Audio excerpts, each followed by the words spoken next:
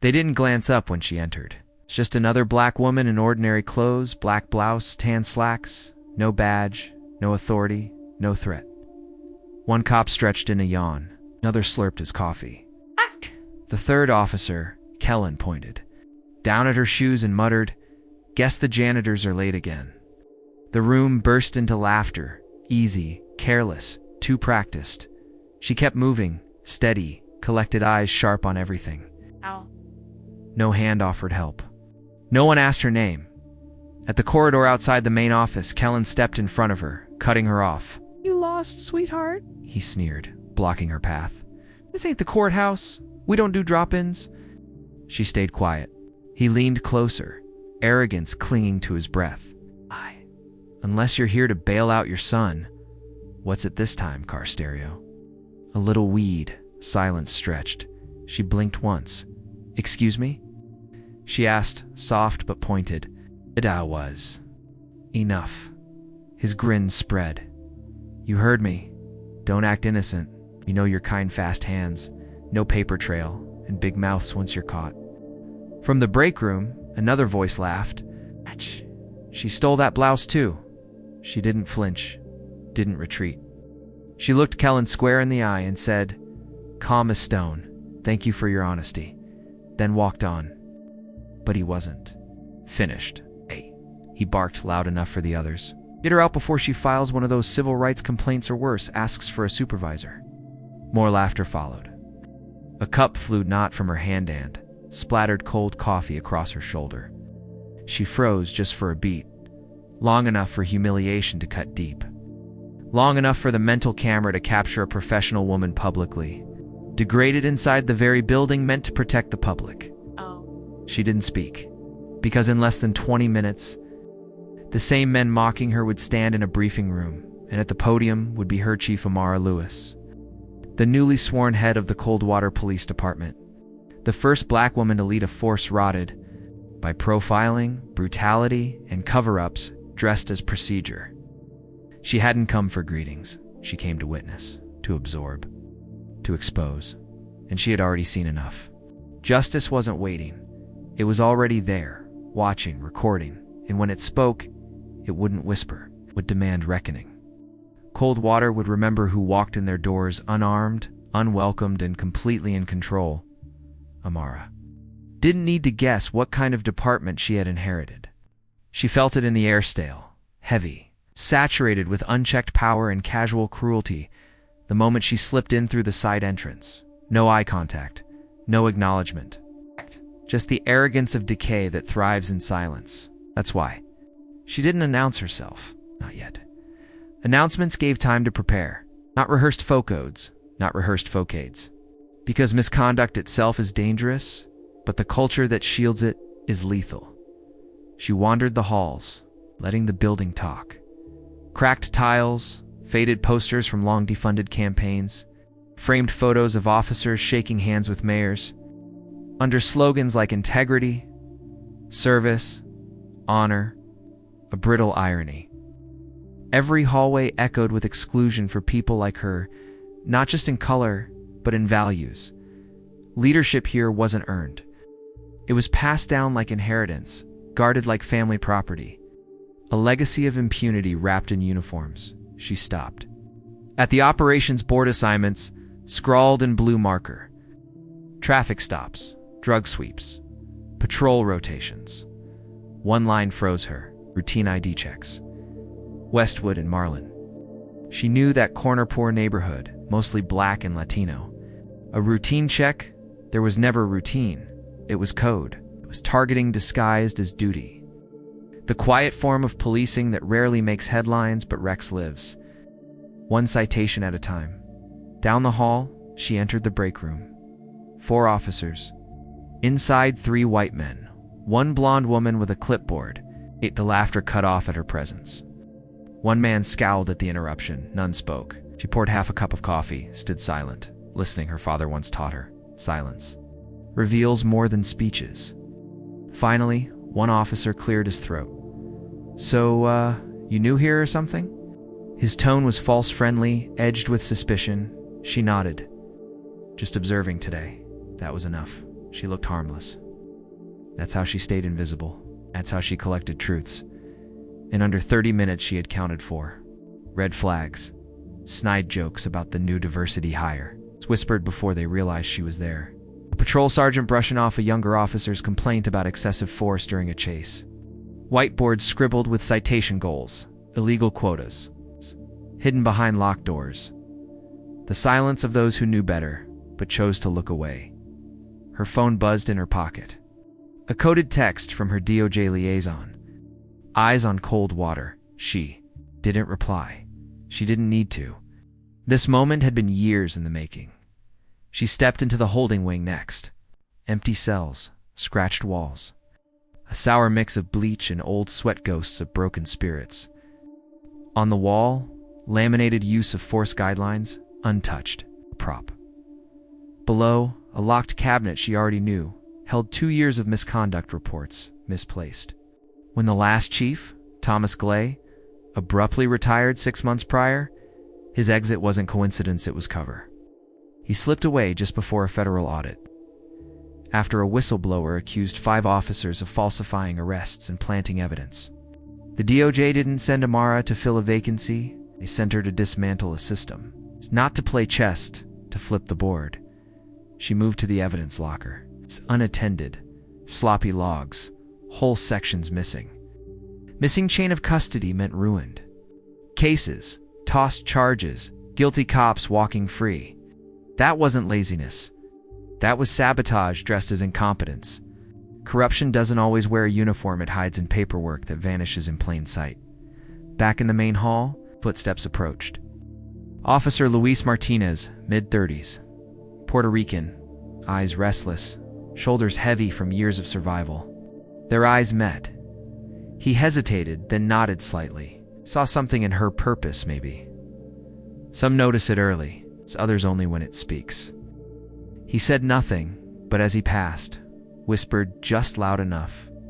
Be careful, not all poison's loud. It wasn't a warning. It was an offering. A lifeline. The intercom buzzed overhead. Tired male voice. All units to the briefing room. 10 minutes. Amara turned. Ow. It was time. The same men who sneered at her would soon discover who she was and why she was there.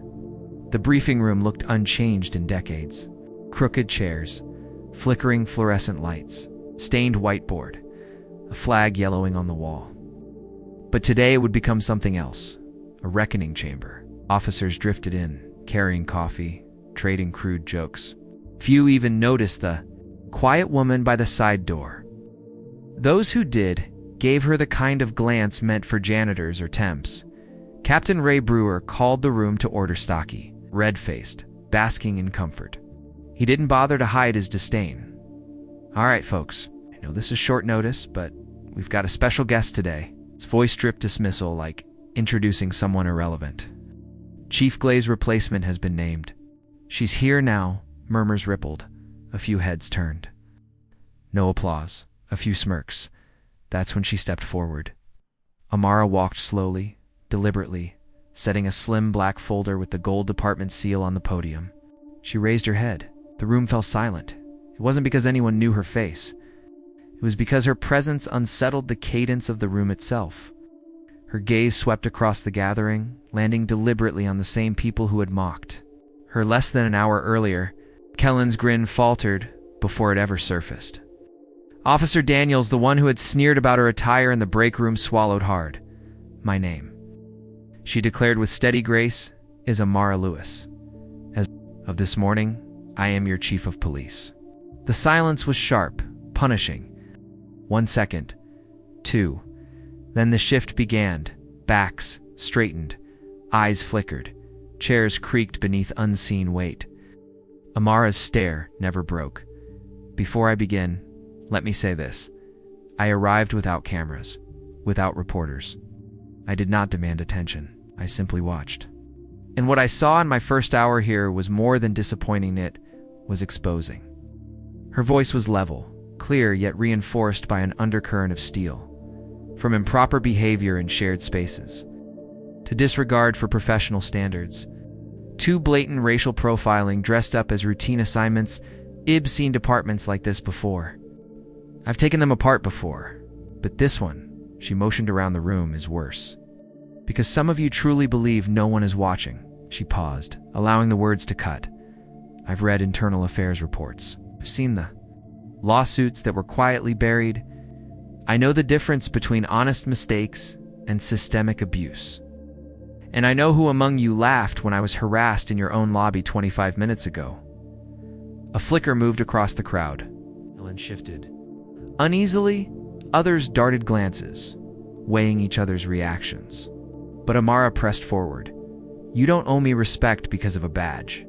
You will respect the office, the oath, and the community you promised to serve. Public trust is not automatic. It must be earned. And this department has already lost. She opened a folder. Here is a preliminary audit from the Department of Justice's Civil Rights Division. It contains complaints from the past 3 years, cases buried, mishandled, or ignored. It also contains statistical record citations, arrests that prove undeniable bias tied to race, income, and neighborhood. The room stiffened. Someone coughed. Another officer unfolded his arms. Captain Brewer's jaw locked. He understood, and he no longer had control. This is not a sheriff's speech, Amara continued. This is accountability. Equal protection under the law. Rebuilding this department from the inside out. Not all of you are corrupt, but too many of you are complicit. That ends today. From one side, Officer Louise rose, steady and calm. Chief Lewis, he said, loud enough for all to hear, if you're serious about change, I stand with you. Just one voice, but it cracked the wall. Some heads dropped. Others gave the faintest nods. Amara acknowledged him with the slightest tilt of her chin. The old guard would not crumble easily, though. Kellen's voice cut the air tight with fury. So what? You walk in here, read statistics, and think you understand us? You don't know these streets. You don't know what it's like out there. You're right, Amara answered evenly. I don't know what it's like to pull someone over for a broken taillight and leave them with a bruised jaw and missing body cam footage. I don't know what it's like to label harassment as procedure, but I do know this. If you require unchecked power to feel safe in your role, you aren't protecting the community. You're protecting yourself. And the badge was never meant for that. She stepped from the podium. If you cannot serve with dignity, you will not serve at all. Internal audits begin this week. Every use of force report will be re-examined. From now on, each officer here will be judged not only by performance, but by character. The room's silence shifted, not fear, but awakening. She swept the room one last time. I didn't come here to win friends. I came here to make change. Whether you are part of that depends entirely on you. Then she left. The department did not collapse yet, but something had moved. And in a place like Coldwater, even the smallest shift is single honest voice. In a quiet room was how change began. The next 72 hours inside Coldwater PD felt like standing in a room full of glass about to shatter. Whispered conversations replaced crude jokes. Doors closed instead of being propped open. Patrols continued, but the atmosphere had altered. Paranoia, unease, calculation. And Chief Amara Lewis moved through it like a scalpel, precise, unwavering, composed. She never raised her voice. She didn't need to. The silence itself carried weight. The first impact came. Thursday at 9 a.m. sharp, her internal review team handpicked outsiders arrived unannounced. 2 former federal investigators, a data analyst, attorney seasoned in police accountability cases. They weren't there to watch. They were there to dismantle. Lockers, squad cars, use-of-force files spanning 2 years, everything opened. Everything checked. The message was clear. Business as usual was over. By noon, the first strike hit. Officer Kellen's cruiser was found with an unregistered burner phone and an unauthorized body cam. It's unsynced to department systems. He claimed it was for his safety. But the footage showed unauthorized stops, no reports filed. No citations, just intimidation and unlawful searches, its own secret archive of civil rights violations. Amara acted instantly. Suspension without pay. His locker sealed under chain of custody. When he stormed into her office demanding answers, she looked him in. The I, we don't negotiate with misconduct, then returned to her paperwork. The second crack came from inside. Officer Luis Martinez, once silent out of fear, slipped her a flash drive in the hallway. No words, only a nod. Inside, locker room recordings, WhatsApp screenshots of officers mocking citizens' names, and most damia. Time-stamped photo of the evidence room key left out 2 hours before a high-profile case file vanished. Ow. This wasn't carelessness. It was systematic obstruction spanning at least 5 senior officers. No press release, no grand speech. But the next morning, 3 more suspensions were announced. Among them, Sergeant Dunlap, once a candidate for her job. When handed his notice, he crushed the envelope and muttered, "We're being hunted." No, Amara thought. Not hunted. Exposed. The third and most visceral collision came from the community. A woman named Kira entered the precinct with her daughter at her side and a folder clutched in her hands. She asked for the chief. Amara met her in the lobby, no uniform, no barrier, just listening. Kira opened the folder with trembling fingers, photographs of bruises. A police report riddled with blacked-out paragraphs and a handwritten note from her 10-year-old daughter describing how a man in blue shoved her mother and called her a liar. The official report read, "Subject resisted during wellness check." But there had been no resistance. No wellness check. Only fear, violence, and silence. Amara read quietly, then asked, "Do you remember the officer's name?" Kira hesitated. "Brewer," she whispered. "Captain Ray Brewer." The same Brewer who had introduced Amara like she was an outsider. The same Brewer who fought every policy she proposed. The same Brewer with his name buried in a closed, for lack of evidence, misconduct report. Amara met her gaze. "You did the right thing." That afternoon, she called an emergency staff meeting. Brewer arrived late, rigid, smirking like he still believed this was temporary. Amara slid the folder across the table. "This is filed under your name." He flipped through it, dismissive. Another exaggerated claim. "You know how these people get." Amara leaned forward, hands clasped. "Say that again? Excuse me?" I said. She repeated, "Say it again? To my face?" In this room, ice-cold silence. No one moved. No one breathed. Brewer's smirk dissolved. "I didn't mean you meant exactly what you said," Amara cut him off. "And that is the problem?" She rose to her feet. "This department is not a fortress for inflated egos. It is not a clubhouse for bullies with badges. It is a public institution, and the public is watching." Brewer was suspended that evening. No press. Conference. It's a line in the morning report. But the ripple was deafening. What had started as quiet reform had erupted into reckoning. Ones who mocked her were suddenly speechless. By week's end, the precinct resembled a husk of itself. No banter, no smug laughter, just whispers. Avoidance in quiet corners. Amara didn't need to shout. The truth already roared. Once arrogant officers now dropped their eyes. Smirks had vanished. But Amara wasn't chasing fear. She was after something more dangerous to corruption. Change rooted in truth.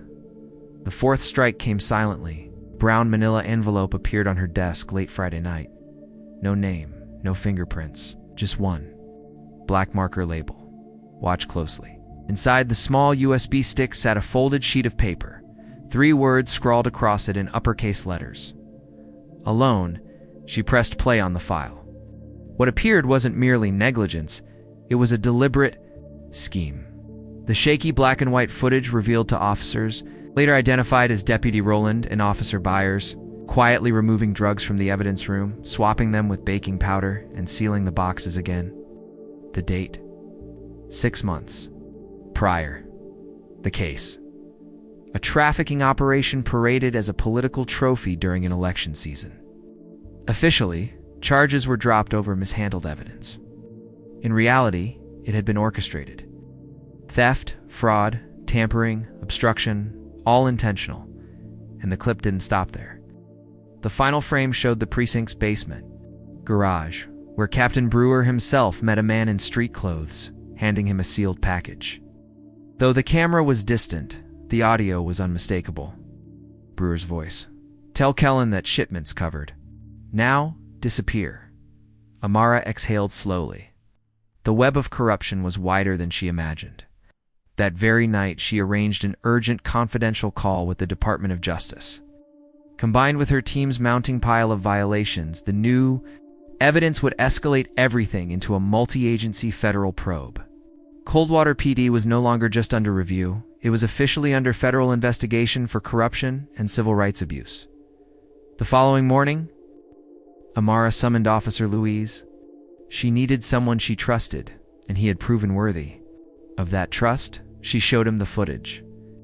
His reaction was wordless but clear, jaw tight, fist clenched. After a long pause, he finally said, "The people need to see this. They deserve the truth." Amara agreed. That Sunday, Coldwater's monthly community safety forum, usually a dull, barely attended gathering at the local high school auditorium, became the stage. This time, invitations spread wide. Flyers, social media posts, discreet. Word of mouth through churches and small businesses.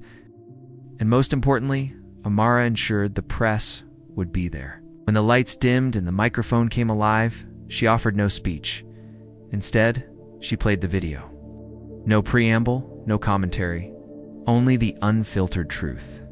Gasps cut through the silence, followed by murmurs building like a slow tide. Some shouted, some sobbed. One woman buried her face in her hands and whispered, "That's my cousin's case." Amara did not move. She waited, then finally stepped to the mic. "This is your police department, and this is why it must change."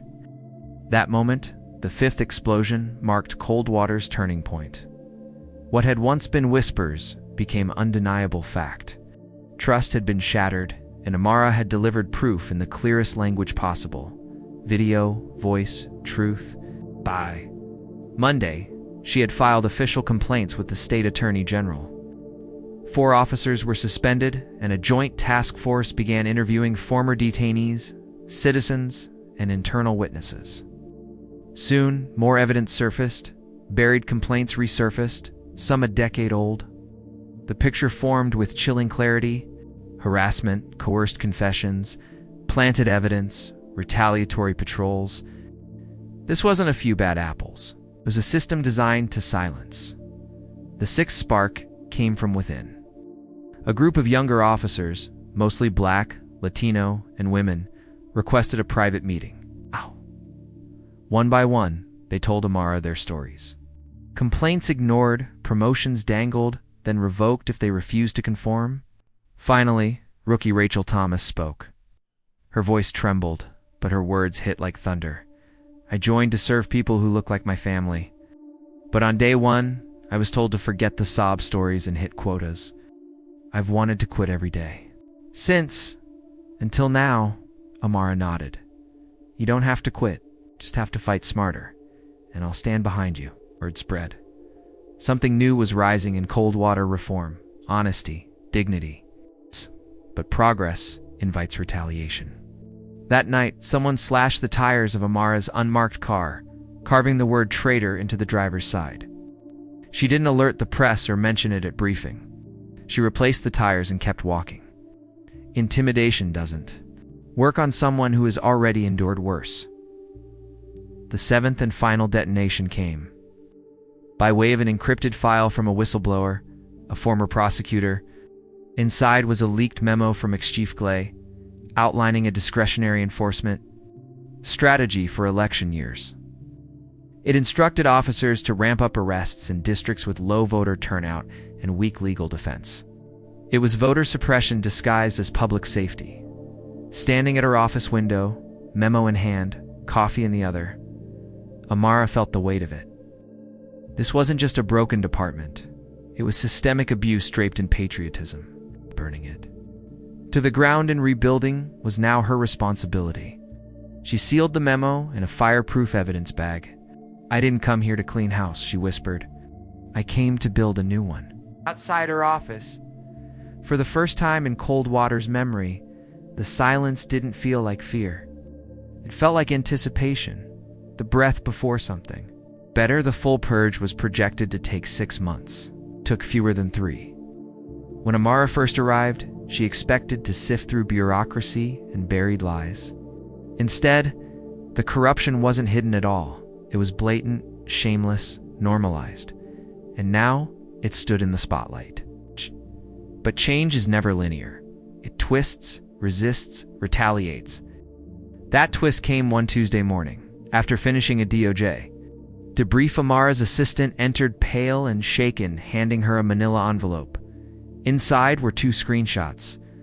The first, a doctored photo of Amara in college, manipulated to suggest ties to a so-called extremist activist group. The second, a forged email from a fake DOJ account implying she had rigged the audit for political gain. By noon, a right-wing blog published the smear under the headline, "Radical Plant. Coldwater's chief accused of targeting police with federal help." By 2 p.m., 3 local radio stations carried it. By evening, protesters gathered outside the precinct waving thin blue line flags and chanting, "Resign, Amara, resign." Inside, tensions spiked. Officers who had stayed neutral were forced to take sides. Brewer's allies, though suspended, stoked a whisper campaign, painting Amara as a federal pawn bent on dismantling law enforcement. The phrase "reverse racism" spread through anonymous tip lines. The narrative was shifting, not on facts, but fear. Amara stood firm. The next morning, she held a press conference. No podium, no teleprompter. Just a chair, a single camera, and a file box full of names. I've seen the headlines. I've been called radical, unqualified, even criminal. But let me be clear. The only criminals here are those who buried evidence, ruined lives, and climbed careers on silence. She opened the box. These are real cases, real people, victims of misconduct, profiling, and abuse. If defending them makes me controversial, then controversy is overdue. The video went viral, but Amara wasn't chasing applause. She was after institutional change, yet the legal counterattack came quickly. A week later, she was served a subpoena. Former officers, backed by a powerful legal fund, filed suit accusing her of retaliation and creating a hostile workplace. The aim was obvious: drain her resources, tie her up in court, brand her unstable. It nearly worked. When the court date was announced, a reporter cornered her. "Chief Lewis, will you resign while the lawsuit proceeds?" She kept walking. The truth bothers them. They should have acted better while they had the chance. Still, she knew the risk. Weaponized litigation had buried reforms before. She needed a counterstrike. It came from Louise. Entered her office with a file marked "payroll adjustments." But inside wasn't finance. It was a timeline of covert payouts, listed as discretionary budget items, not filed through HR. Off the books. Totaling more than $750,000 over 6 years. "These aren't clerical errors," Louise said. "They're hush payments." Among them, the daughter of a councilman, a black teenager wrongfully detained. Outside a pharmacy, held for 9 hours without charges or parental contact. A month later, her mother received $15,000 labeled as community grant support. Amara closed the file slowly. The truth wasn't just that Coldwater leadership had broken laws. They had institutionalized the cover-up. Disguising hush money as community investment, accountability hadn't merely been denied. It had been bought and buried. That revelation shifted everything. Amara called a special oversight hearing, inviting DOJ officials, auditors, and civil rights attorneys. She wasn't simply requesting help anymore. She was demanding federal receivership, placing the entire department under outside control. It was a nuclear option, the last resort. The backlash was immediate. Conservative outlets framed it as federal occupation. Local business coalitions resisted, arguing it would throw the economy off balance. Yet for the first time, the town's divide wasn't about loyalty. It was about awareness. People were watching. Voices long muted began to rise. Survivors, retired officers, respected elders stepped into city council chambers. They spoke names, shared memories, demanded change. The lawsuit collapsed within weeks. Mara's team uncovered that the fake email chain traced back to a private server tied to a former deputy's cousin. The supposed college photo entirely fabricated. Once the truth surfaced, the uproar faded quickly. Demonstrations dwindled. The blog issued a retraction. State judge sided with Amara, ruling the countersuit was a deliberate effort to intimidate a reform-minded public servant. But the moment that truly shifted Coldwater's conscience didn't come from a press briefing or a courtroom document. It came from a teenager. At the next town forum, a 17-year-old named Naomi rose, hands shaking, and said, "I never thought anyone would believe me when I said I was followed, when I said I was touched during a stop. My mom told me not to make trouble, that they'd call me a liar, but Chief Lewis believed me. She investigated. She made them too afraid to ever try it again." For the first time in that gymnasium, Amara cried. Not loudly, not for spectacle, just a single, steady tear. Because this wasn't about vengeance. It was about restoration for Naomi, for Louise, for everyone's silence too long. It was about giving the badge meaning again. By month's end, Coldwater PD was placed under shared oversight. The old command chain was dismantled. A civilian board was created to review every misconduct case moving forward. And Amara didn't celebrate. She returned to work launching new training, trauma-informed practices, open community forums, officer wellness programs, mandatory body cameras with secure cloud storage. She wasn't simply rebuilding a department. She was building a model. Soon cities across the region began calling, not because she was flawless, but because she had shown reform wasn't fantasy. It just demanded courage, vision, and an unyielding commitment to justice. Coldwater, once ignored, dismissed, even feared, had become an example of accountability. The town didn't change overnight. Justice never moves that fast, not when scars run decades deep. But one thing did change the silence. That silence was gone. Streets that once hushed when patrol cars rolled by now echoed with questions about training, fairness, dignity, and what it truly means to protect and serve. And at the heart of it all stood Chief Amara Lewis, the woman who had walked into a hostile precinct alone, mocked, smeared, doubted, yet never shouted. She let truth speak for her. 6 months after the first audit, the department hosted its first Community Transparency Day. It wasn't for headlines or spin. It was about lifting the veil. In the middle school gym, tables displayed posters on use off-force rules, de-escalation practices, and complaint review timelines. Real officers, not just commanders, stood there explaining. Amara stayed in the back, not to lead, but to watch. It wasn't about her anymore. That's how she knew it was real. A boy no older than 9 walked up to the Meet Your Officer booth holding a crayon drawing. Stick figures, mostly, but at the center was a black woman with a badge. "That's you," he said softly, handing it to Amara. "My mom says you made the bad cops leave." Amara smiled, crouched beside him. "Your mom's right, but we didn't just make them leave. We're building something better for you, for everyone."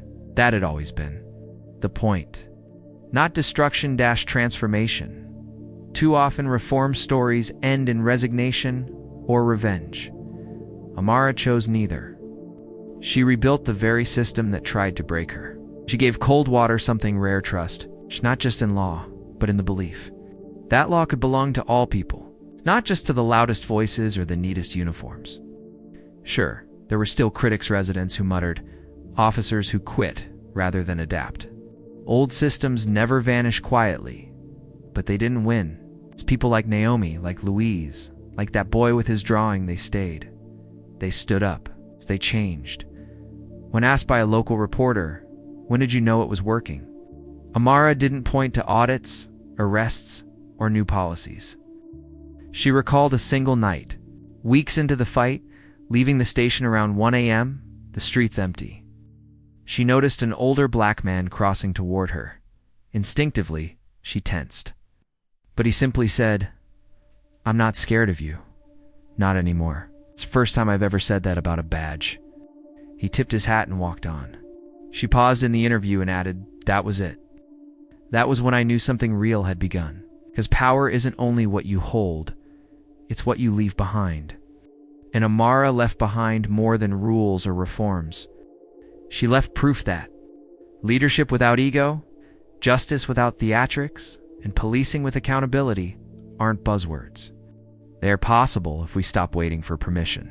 If we listen first, then never stop pressing forward. Coldwater will always remember the day she arrived, no badge, no title, just a quiet woman walking past laughter and scorn. And they will remember the moment they discovered who she was. She wasn't just the new chief. She was the turning point.